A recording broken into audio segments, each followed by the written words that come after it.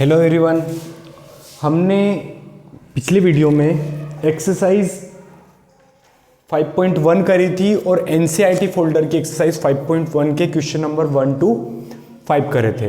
हमने सारे लाइंस और एंगल्स के टाइप्स पढ़े थे और उनकी क्या प्रॉपर्टीज होती है वो सब पढ़ा था। ओके, अब हम आगे की चीज़ें पढ़ेंगे। क्वेश्चन एनसीईआरटी फोल्डर की क्वेश्चन नंबर 1 to 5 के बाद हम पढ़ते हैं क्वेश्चन नंबर 6।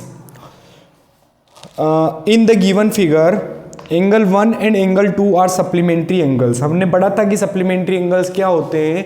सप्लीमेंट्री एंगल्स वो होते हैं जिनका सम कितना होता है, 180 होता है। Okay, if angle 1 is decrease what changes should take place in angle 2 so that both the angles still remain supplementary। Question है हमारा कि अगर एंगल 1 को कम किया जाए तो एंगल 2 में क्या चेंज आएंगे, है ना। तो ऑब्वियसली सीधी सी बात है कि ये दोनों सप्लीमेंट्री एंगल है, ये एंगल 1 और ये एंगल 2। ओके, तो अगर 1 को कम किया जाए तो 2 बढ़ेगा। क्यों? क्योंकि वो दोनों सप्लीमेंट्री ही रह रहे हैं। ये क्वेश्चन में पीछे लिखा हुआ है कि so that both the angles still remain supplementary. अगर इसको कम किया जाए तो 1 को कम किया जाए तो 2 में क्या चेंज होगा, 2 ऑटोमेटिक बढ़ जाएगा। क्यों? क्योंकि जो ये सप्लीमेंट्री थे ये दोनों, और इसके कम होने पर भी 1 और 2 दोनों क्या है, सप्लीमेंट्री ही है। तो इसका आंसर होगा angle 2 is increase if angle 1 is decrease. बस ये आंसर होगा, इसके अलावा और कोई क्वेश्चन है नहीं इसमें। तो हमारा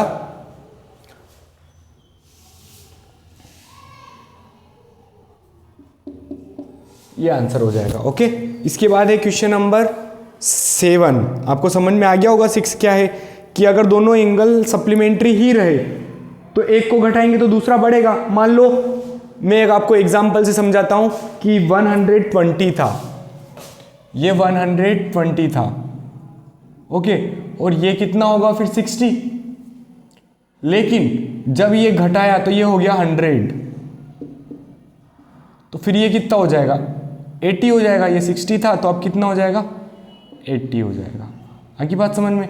ये यहाँ पे कितना था, पहले 60 था, अब कितना हो जाएगा ये 80 डिग्री। क्यों? क्योंकि ये डिक्रीज हुआ तो ये इंक्रीज हो जाएगा। ओके, ये एग्जाम्पल से मैंने आपको समझा दिया है।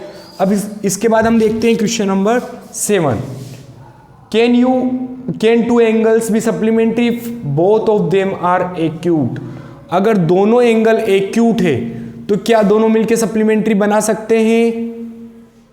अगर दोनों एक्यूट होंगे मतलब दोनों 90 से कम होंगे, एक मान लो 89 है और एक 88 है ना, तो दोनों मिलके 180 बना ही नहीं सकते। तो दोनों सप्लीमेंट्री नहीं बना सकते क्योंकि दोनों का सम 180 से कम ही होगा हमेशा। ओके, तो इसका आंसर क्या आएगा, no, acute angle can not make supplementary. No, two acute angles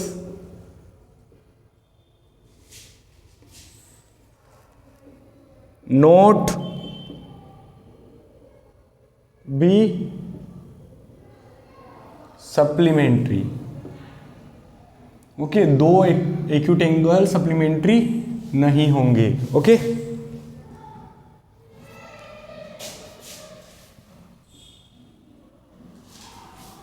इसके बाद है अगर दोनों ऑप्टस हो तो दोनों ऑप्टस होंगे तो दोनों 90 से ज़्यादा होंगे, और दोनों अगर 90 से ज़्यादा होंगे तो भी वो सप्लीमेंट्री नहीं हो सकता। मान लो एक 91 है और एक 92 है तो दोनों मिलके 183 बन रहा है, दोनों ऑप्टस है, तो ये दोनों भी मिलके सप्लीमेंट्री नहीं बना सकते।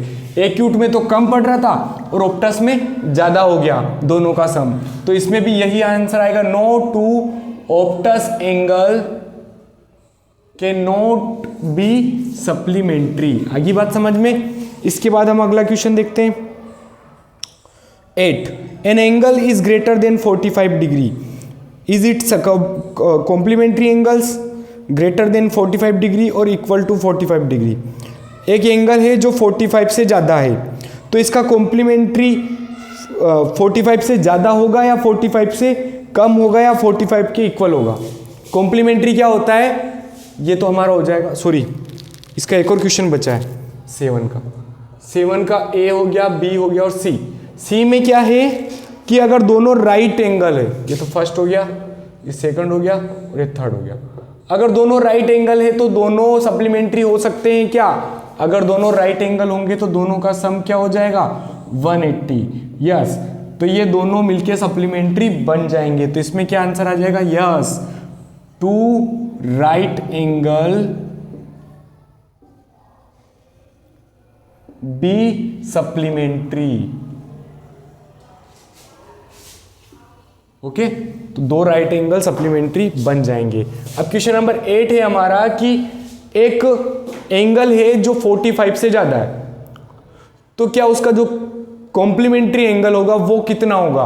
वो 45 से ज्यादा होगा कि 45 से कम होगा कि 45 के बराबर होगा? देखो, N angle is greater than 45 degree. एक एंगल है जो 45 से ज्यादा है। ओके, अब उसका जो कॉम्प्लीमेंट्री होगा वो कितना होगा? हमको पता है कि कॉम्प्लीमेंट्री क्या होता है, जो 2 एंगल का सम अगर 45 है, सॉरी 90 है, तो वो दोनों मिलके क्या बनाते हैं? कॉम्प्लीमेंट्री। तो ये 45 से ज़्यादा है, तो इसमें अगर 45 हम प्लस कर भी देंगे तो वो 90 से ज़्यादा हो जाएगा। ओके, और अगर हम 45 से ज़्यादा करेंगे तो भी वो 90 से ज़्यादा हो जाएगा। तो हम इसमें क्या प्लस करेंगे? 45 से कम, तभी ये 90 के बराबर हो सकता है। फॉर एग्जाम्पल 45 से ज़्यादा क्या होता है? 46। तो 46 में अगर हम 45 से ज़्यादा ही प्लस करें, 45 से ज़्यादा क्या होगा? 46, तो ये 92 हो जाएगा। अगर हम 46 में 45 प्लस करें तो ये 91 हो जाएगा। और 46 में 45 से कम प्लस करें तो ये 90 हो जाएगा। ओके, तो एक एंगल है 45 से ज़्यादा, जिसमें हम 45 से ज़्यादा प्लस करेंगे तो भी 90 नहीं आ रहा है, 45 के इक्वल प्लस करेंगे तो भी 90 नहीं आ रहा है, लेकिन अगर 45 से कम वाला प्लस करेंगे तब जाके 90 आ रहा है। तो हमारा आंसर क्या आएगा इसमें? It's complementary angle is less than 45 degree. ये हमने एग्जाम्पल लिया था, आप इसको कर सकते हैं। तो इट्स कॉम्प्लीमेंट्री एंगल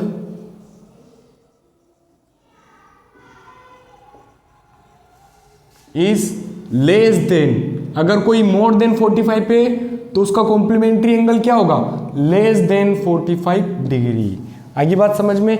कुछ भी हो सकता है, अगर लेस देन 40 होता तो भी उसका क्या, मोर देन 40 होता तो उसका आंसर क्या आ जाता? Less than 40। ओके, इसके बाद हम क्वेश्चन नंबर 9 देखते हैं।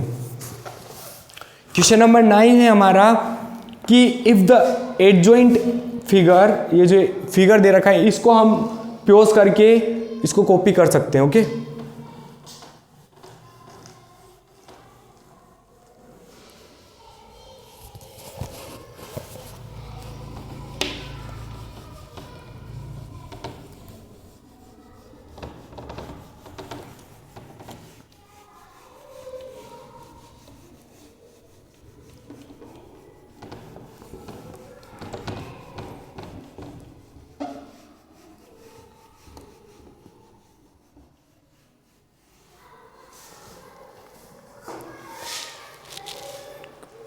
क्वेश्चन नंबर 9 है इज एंगल 1।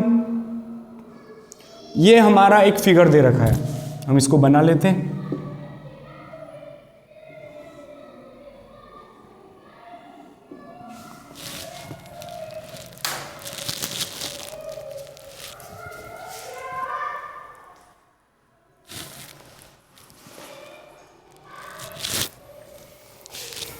ओके, तो ये एंगल 1 दे रखा है, ये ए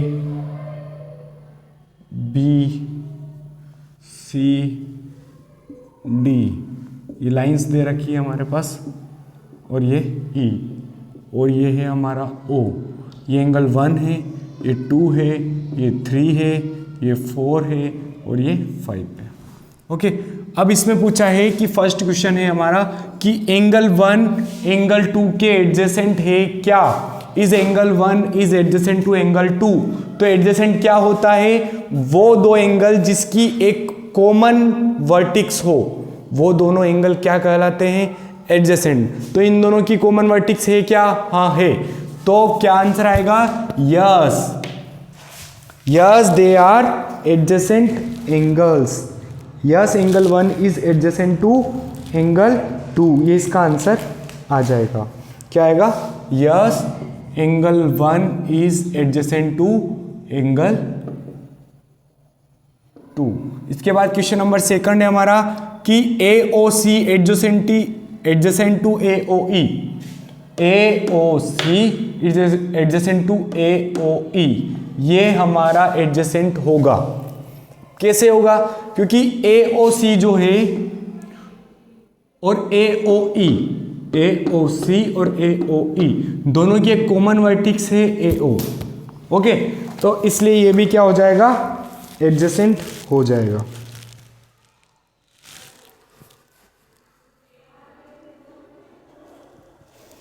ओके, तो इसमें भी क्या आएगा? Yes, AOC is adjacent to AOE। Okay, इसके बाद हमारा क्या क्वेश्चन है?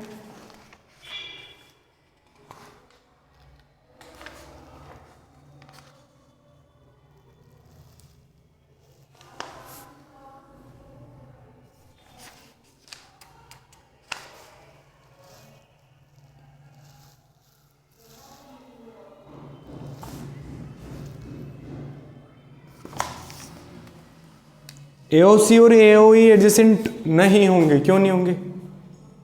क्योंकि वो एक दूसरे के अंदर है, इसलिए।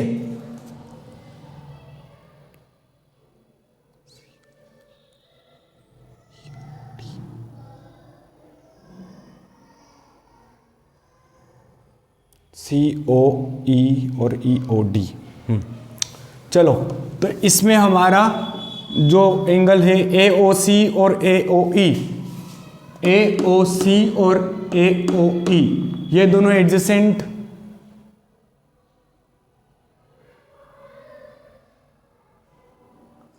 हो जाएंगे वैसे तो इसमें यस ही आंसर हमारा आएगा।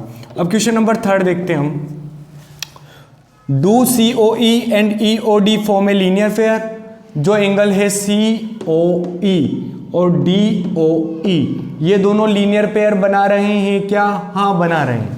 लीनियर पेयर एंगल क्या होते हैं कि दो एडजेसेंट एंगल की जो नॉन कॉमन वर्टिक्स होती है वो अगर अपोजिट डायरेक्शन में हो, एक स्ट्रेट लाइन बनाती हो, तो वो क्या बन जाता है? Linear pair. तो इसमें भी हमारा आंसर क्या आ जाएगा? Yes, yes COE and EOE form a linear pair.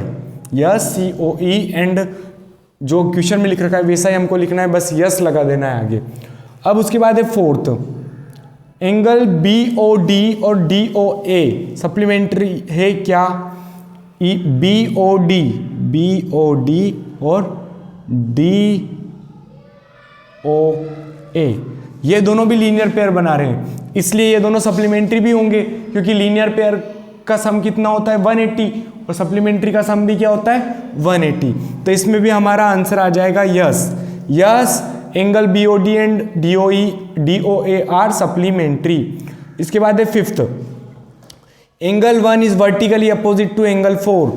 हाँ, दो लाइन आपस में क्रॉस करती है तो जो वर्टिकली अपोजिट एंगल जो बनते हैं उन्हें क्या कहते हैं?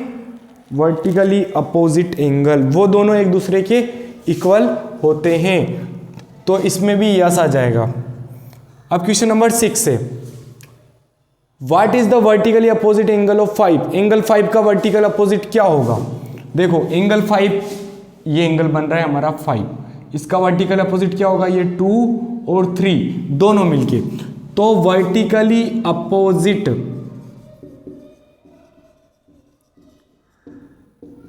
एंगल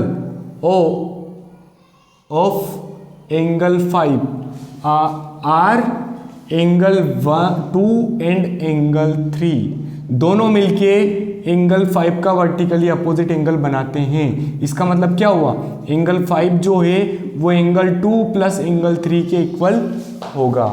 ओके, तो हम ऐसे क्वेश्चन नंबर 5 कर लेंगे, 9 कर लेंगे। उसके बाद क्वेश्चन नंबर 10 है, उसमें भी ऐसे ही बता रखा है कि indicate which pair of angle are vertically opposite angle.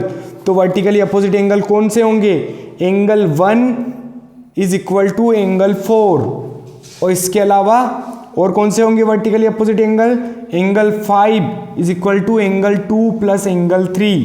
Same ऐसा ही है जो हमने 9 में देखा था। तो दो वर्टिकली अपोजिट एंगल बन रहे हैं, एक तो एंगल 1 एंड एंगल 4 और दूसरा है angle 5 and angle 2 plus angle 3। Okay, तो ये हमारे वर्टिकली अपोजिट बन रहे हैं। तो हम लिख लेंगे इनको, कौन कौन से दो पेयर बन रहे हैं। लीनियर पेयर कौन से बन रहे हैं, एंगल 1 प्लस एंगल 5 मिलके लीनियर पेयर बन रहे हैं, और angle 2 plus angle 3 plus angle 4 मिलके लीनियर पेयर बन रहे हैं।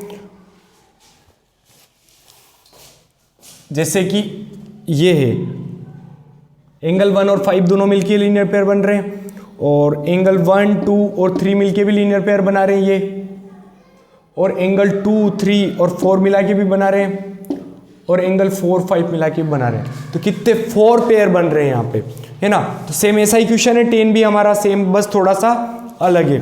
तो इसमें फर्स्ट में तो जो पेयर आएगा वो मैं बता दूं आपको, एक तो आ जाएगा एंगल 1 एंड एंगल 4, ये हमारा वर्टिकली अपोजिट एंगल का पेयर है, और एक और पेयर आएगा angle 5 and angle 2 plus angle 3, ये हमारा पेयर बन जाएगा। और लीनियर पेयर में कौन से बन जाएंगे, एक तो बन जाएगा एंगल 1 एंड एंगल 5, एक बन जाएगा एंगल 1 एंगल 2 एंड एंगल 3, ये तीनों मिला के क्या बना रहे हैं, एक लीनियर पेयर बना रहे हैं।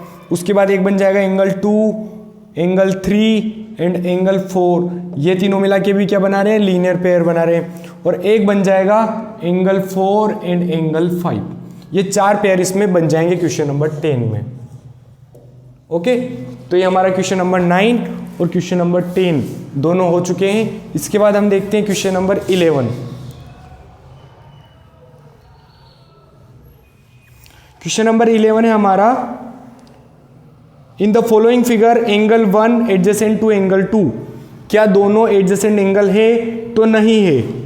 क्यों नहीं है, क्योंकि इनकी कॉमन वर्टिक्स तो है, लेकिन इनकी जो जहां से वो स्टार्ट हो रहे हैं वो दोनों कॉमन नहीं है, इसलिए ये दोनों एडजेसेंट एंगल नहीं होंगे। तो क्वेश्चन नंबर 11 का आंसर क्या होगा, no, angle 1 is not adjacent to angle 2। Okay,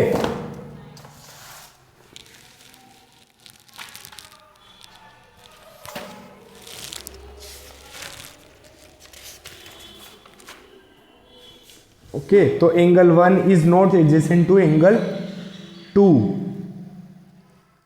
because their vertex is not common, क्योंकि उनकी जो वर्टिक्स है वो कॉमन नहीं है।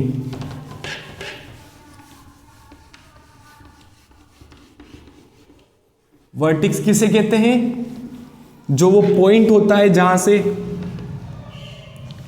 स्टार्ट होता है एंगल, वो कॉमन नहीं है, इसलिए हमारा ये एडजेसेंट एंगल नहीं होगा। तो 11 का आंसर होगा no, angle 1 is not adjacent to angle 2 because their vertex is not common, क्योंकि इनकी वर्टिक्स जो है ना वो कॉमन नहीं है। चलो इसके बाद देखते हैं क्वेश्चन नंबर 12 को। क्वेश्चन नंबर 12 हमको पता है, मैंने आपको प्रैक्टिस एक्सरसाइज 1 में भी ऐसा क्वेश्चन बताया था, इसमें भी देखते हैं क्वेश्चन नंबर 12 हम करके, एक मैं आपको बता देता हूँ, बाकी आपको करना होगा। तो मैं आपको क्वेश्चन नंबर 12 का सेकंड बता देता हूँ, वो ज़्यादा टफ है थोड़ा, तो फर्स्ट वाला आप कर लोगे। क्वेश्चन नंबर 12 का सेकंड में आपको बता देता हूँ। हमको पता है कि ये जो जब दो लाइन एक दूसरे को क्रॉस करती है तो बनने वाले जो अपोजिट एंगल होते हैं वो वर्टिकली अपोजिट एंगल कहलाते हैं और वो एक दूसरे के इक्वल होते हैं। तो यहां पे हम देखते हैं कि एंगल जेड प्लस 25 दोनों मिला के जो एंगल बना रहे हैं वो एंगल 40 के इक्वल है। ओके, तो इसका मतलब क्या हुआ, इस अगर 25 को हम उधर भेजें तो ये माइनस में हो जाएगा, तो जेड की वैल्यू क्या आ गई 15 डिग्री। ओके, जेड की तो आ गई। अब इसके बाद ये x प्लस 40 ये दोनों एक लीनियर पेयर बना रहे हैं, एक स्ट्रेट लाइन पर बनने वाले दो एडजेसेंट एंगल है। इनकी नॉन कॉमन वर्टिक्स क्या है, अपोजिट डायरेक्शन में, और ये दोनों एडजेसेंट भी है, तो ये दोनों मिलके क्या बना रहे हैं, एक एडजेसेंट एंगल बना रहे हैं। तो देखो इसमें फर्स्ट वाले में हमको ये दोनों नहीं लिखने, बस ओनली x लिखना है, हमारा आंसर आ जाएगा। और यहाँ पे पीछे क्या लिखेंगे, वर्टिकली अपोजिट एंगल, इसलिए ये दोनों इक्वल है ना। और यहां पे जो सेकंड हम देख रहे हैं कि x प्लस 40 जो है वो दोनों लीनियर पेयर बना रहे हैं। तो लीनियर पेयर का सम कितना होता है 180 degree linear pair angle. Okay, तो x की वैल्यू क्या आ जाएगी, 40 उधर माइनस में पहुंच जाएगा, तो हमारा आंसर आ जाएगा x equal to 140 degree. Okay, तो z भी आ गया x भी आ गया। अब हमको पता है कि जो एंगल y है